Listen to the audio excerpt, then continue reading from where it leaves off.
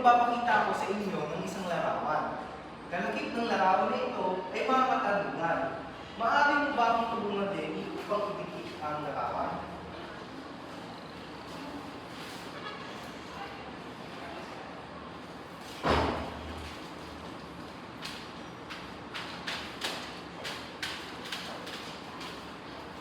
Maraming salamat, Lenny.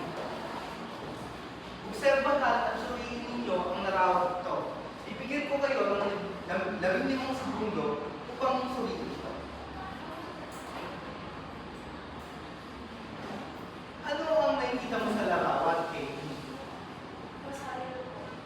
Tama. Salamat, Katie.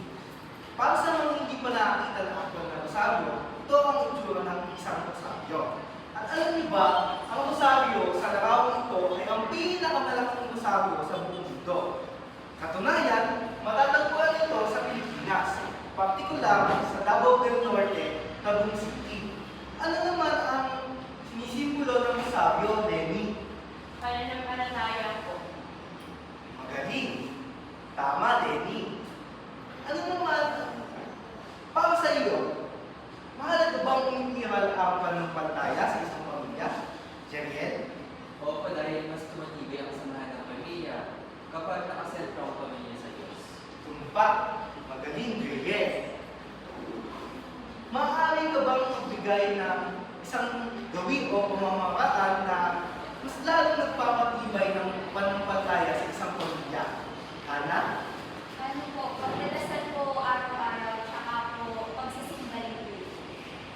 Mahusay, tumpak, Hana. Nakakatuwang malaman na nagdarasal kayo araw-araw at nagsisimba linggo-linggo ng iyong pamilya. Siguro naman ay meron na kayong idea kung ano ang ating susunod na aralin.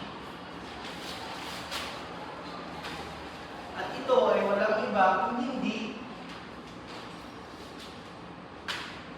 pananampalataya na umiiral sa loob ng pamilya.